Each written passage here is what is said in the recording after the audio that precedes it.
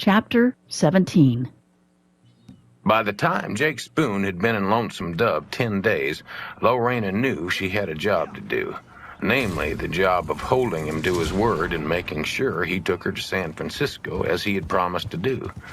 Of course, Jake had not given her any direct notice that he intended to do differently. He moved in with her immediately and was just as pleasant about everything as he had been the first day.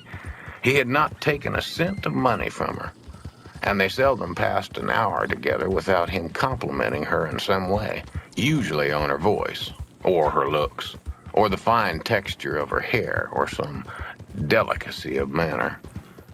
He had a way of appearing always mildly surprised by her graces, and if anything, his sentiments only grew warmer as they got to know one another better. He repeated several times his dismay at her having been stuck for so long in a dismal hole like Lonesome Dove. But after a week, Lorena became aware of a curious thing. Jake was more attached to her than she was to him. The fact struck her late one afternoon while she was watching him nap. He had insisted on a root and gone right to sleep afterward.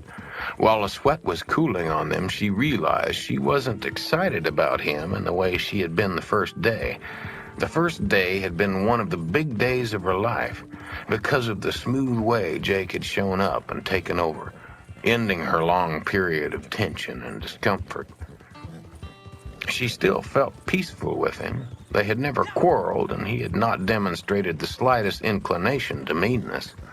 But it was clear to her already that he was one of those men somebody had to take care of. He had fooled her for a few days into thinking that he would do the taking care of, but that wasn't so. He was a clever card player and could make money, but that was just part of it. Jake had to have company. When he slept, or when he was amused, or was just lolling around telling stories, the childish part of him showed, and it was a big part. Before the week was over, it seemed to her that he was all play. The realization didn't disturb her calm, though. It meant he needed her more than he would admit. She recognized the need and didn't care whether he admitted it or not. If Jake had been as firm as he pretended to be, it would have left her with little security. He could have just walked off. But he wouldn't. He liked talk, woman's talk, and the comforts of the bed. He even liked it that she lived above the saloon, since it meant a game was handy if he felt like playing. Since the Hat Creek outfit had been gathering cattle and getting ready for their drive, games were handier than they had been for a while. Several cowboys drifted into Lonesome Dove looking for work. Some of them had enough snap left at night to wander in and cut the cards. A tall cowboy named Needle Nelson showed up from north of San Antonio, and a cheerful cowboy from Brownsville named Bert Borum. At first, Xavier was cheered by all the new customers, until it occurred to him that they would only be there for a week or two. Then the thought of how empty the saloon would soon be filled him with gloom, and he stood by the door most of the night, his wash rag dripping down his leg. Lippy was kept plenty busy, for the cowboys were always requesting songs. Lippy liked the company. He was proud of his talent at the keyboard and would pound out any song that was requested.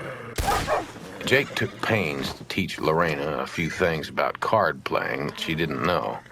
She came to wonder how Jasper and Bert and Needle Nelson got by on so little sleep, for the captain worked them hard all day and the games went on half the night. The only cowboy likely to pull a sour face if she sat in was Dish Bogat, who wouldn't get over being in love with her. It amused her that he sat there looking so solemn, with his big mustache. Jake did not even seem to notice that the man was in love with her. She was tempted to tease Jake a little, but he had told her plain out he was a jealous man. For all she knew, he might shoot Dish, which would be a pity. Dish was nice enough. It was just that he couldn't compare with Jake Spoon. When the gathering and branding of the cattle had been going on for about 10 days, Lorena began to feel a crisis coming. She heard the cowboys speculate that the branding would be done in another week, which meant that they were close to starting the drive. The boys were saying that they were already late. "Hell, we'll be crossing the Yellowstone on the darn ice if we don't get started," Needle Nelson said. He was a funny-looking man, thin as a wire, with an Adam's apple that looked as big as a turkey egg. "Why, I doubt we'll make the Yellowstone," Jasper Fant said. "Most of us will get drowned before we get that far." "Needle won't," Dish Boget suggested. "There ain't a river up that way deep enough he couldn't walk through it and not get his hat wet." "I can swim anyway," Needle remarked. "I'd like to see you swim with 50 or 60 cattle on top of you, or maybe your own horse," Jasper said. "Ain't no 50 or 60 cattle gonna be on top of me," Needle replied, unruffled. "No darn horse, neither." Bert Borum thought Needle was hilarious. He thought pretty near everything was hilarious. He was one of those men who have a laugh you like to hear. "I'm getting me a float before I cross any river," he declared. "What kind of float?" Dish inquired. "Ain't decided," Bert said. "Might tie a few jugs to my horse. Jugs are good floats." "Where would you get a darn jug on a cattle drive?" Jasper asked. "If the captain was to catch you with the jug, he'd want to know who drank the whiskey out of it." Jake was tolerant of the cowboys, but careful to keep himself a bit apart from them. He never chimed in when they talked about the life they would have on the trail. He never spoke to Lorena about the fact that the herd would be leaving in 10 days. He didn't work much on the branding either, though once in a while he spent a night helping them gather more stock. Mostly he let it appear that the drive had nothing to do with him. Lorena didn't press him, but she kept an eye on him. If he wanted to stay, that was one thing. But if he planned on going, he was going to have to figure a way to take her.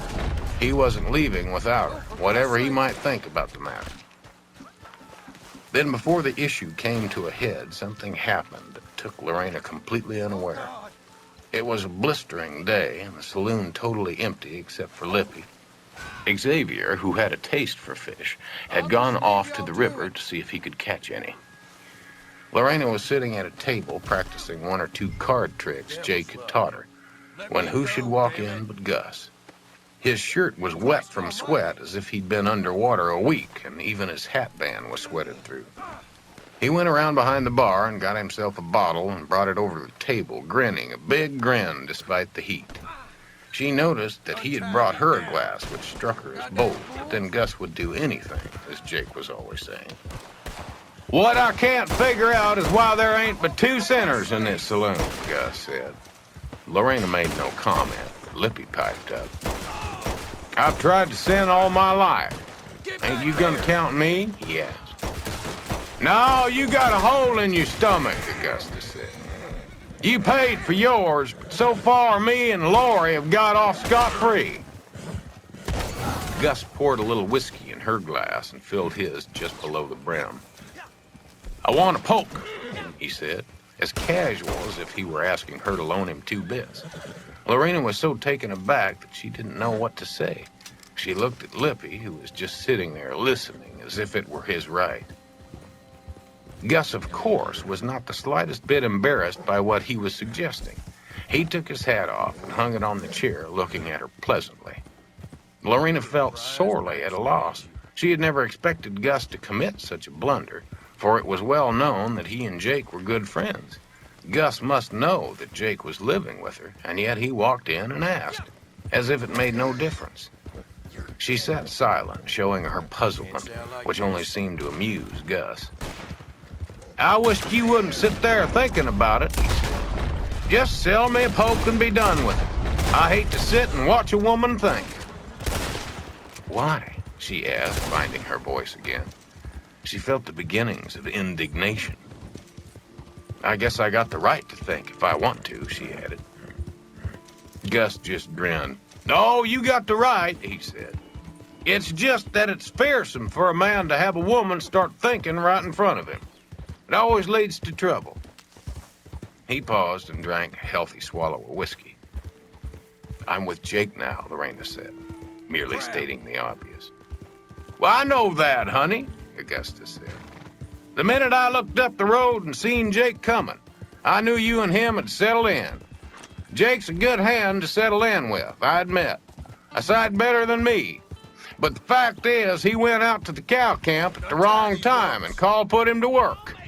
Carl don't appreciate Jake's restful qualities like you and me do.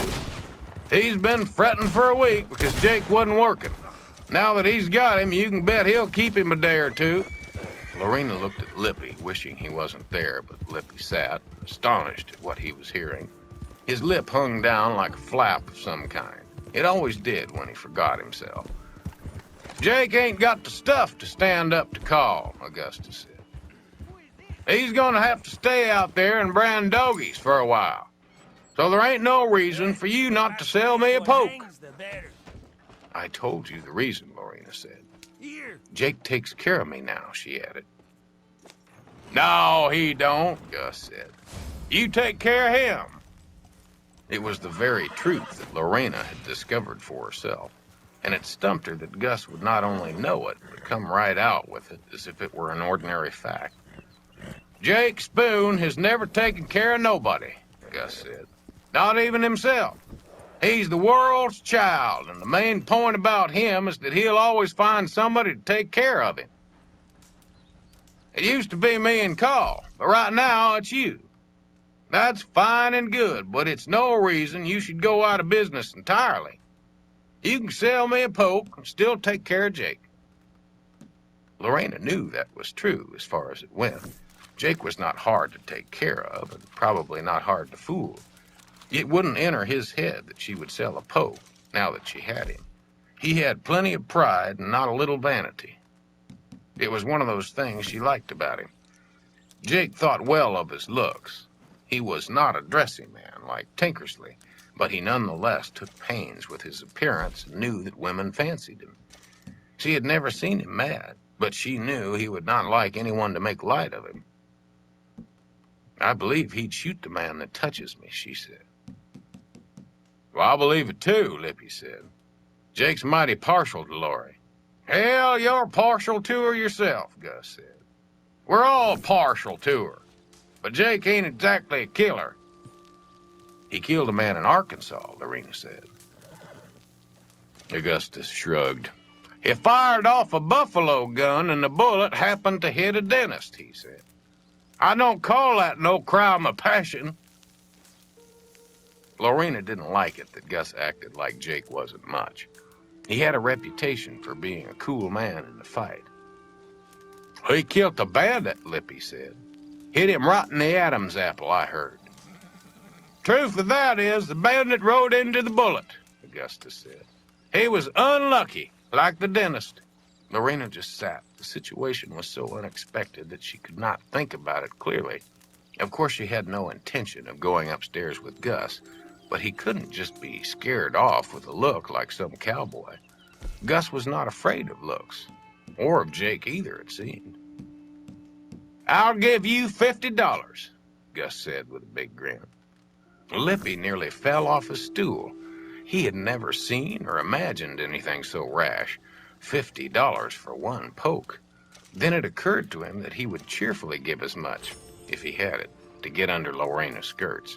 A man could always get more money, but there wasn't but one Lori. Not on the border, anyway. Hell, I would too, he said, just to register the offer. I didn't know you was so rich, Augustus said, a little amused. Well, I ain't now, but I might be, Lippy said. Business is picking up. Pshaw, Augustus said.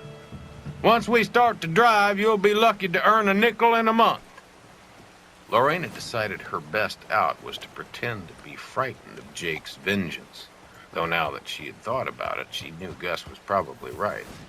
She had met one or two men who were proven killers, and Jake didn't have their manner at all.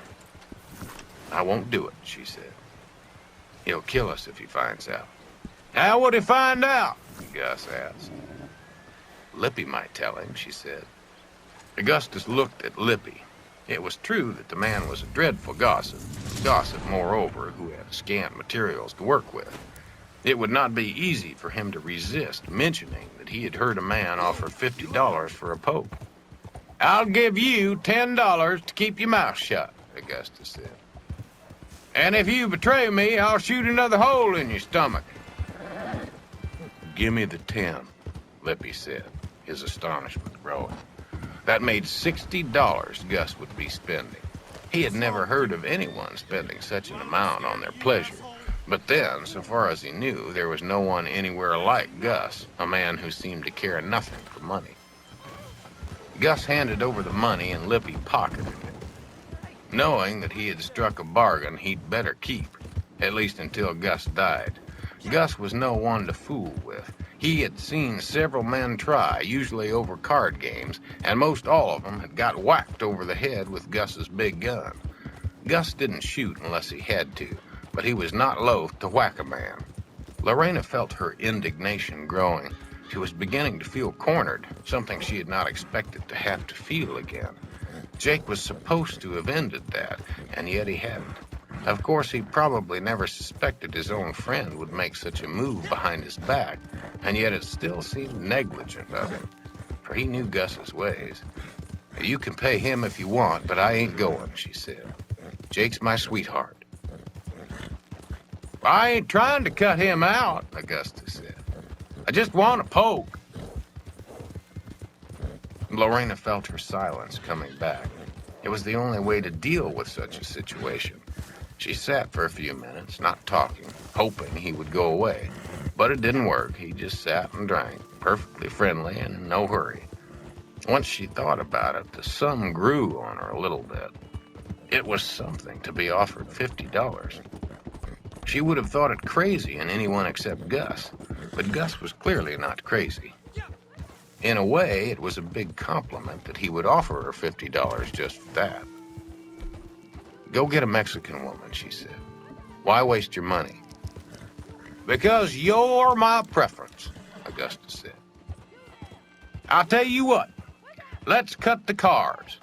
If you're high, I'll give you the money and forget the poke.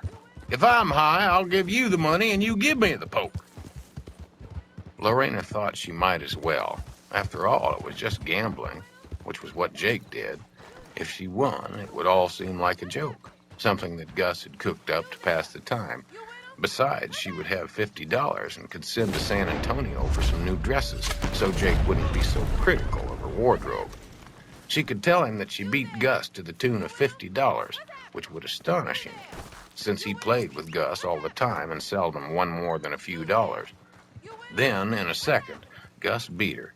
She came up with the 10 of spades and him with the queen of hearts. It was her sense that he'd cheated, though she couldn't have said how. She had not realized before what a determined man he was. He had come in for a purpose, and she had not been clever enough to head him off. He paid her the $50 at once. It had not been a bluff. When he had the poke and was dressing, she found that she felt pretty cheerful and was not in the mood to hurry him out. After all, Gus had paid her many visits and given her nothing to hold against him. The $50 was flattering, and she rather liked it that she was his preference, even though he was Jake's best friend. She had stopped feeling silent and was content to let him loll for a few minutes. Well, do you and Jake aim to marry? He asked, looking at her cheerfully. He ain't mentioned it, she said. He's taking me to San Francisco, though. Augusta snorted. I figured that was his game, he said. Well, he promised, Lorena said. I mean to hold him to it, Gus. You'll need my help, then, Augusta said. Jake is a slippery eel, and the only way to keep him around is to chain him to a wagon. I can keep him around, Lorena said confidently. Oh, he fancies you. But that don't mean he'll stay around. My guess is he'll use the drive as an excuse when the time comes. If he goes with it, then I'm going too, she said. Why, Laura, you're welcome as far as I'm concerned. The problem is Carl. See, he ain't very taller than the women. That was no news. Captain Call was one of the few men in the region who had never been to visit her. In fact, so far as she could remember, he had never been in the saloon. It's a free country, ain't it? She said. I guess I can go where I want. Gus got off the bed and tucked his carrot back in his pants. It's not very free if you happen to work for Call, he said. You think Lippy'll tell on us? She asked. To her surprise, she felt no guilt at all about operating behind Jake's back. So far as she was concerned, she was still his sweetheart. It had happened only because Gus had been too quick for her in a card game. It didn't affect the situation one way or another. He won't tell, Augustus said. Lippy's got more sense than you might think. What he figures is that if he keeps quiet, he might make another $10 sometime, which is right. He might. Well, not unless we play a hand, Lorena said. I don't trust your cut. Augustus grinned. A man who wouldn't cheat for a poke don't want one bad enough, he said as he took his hat.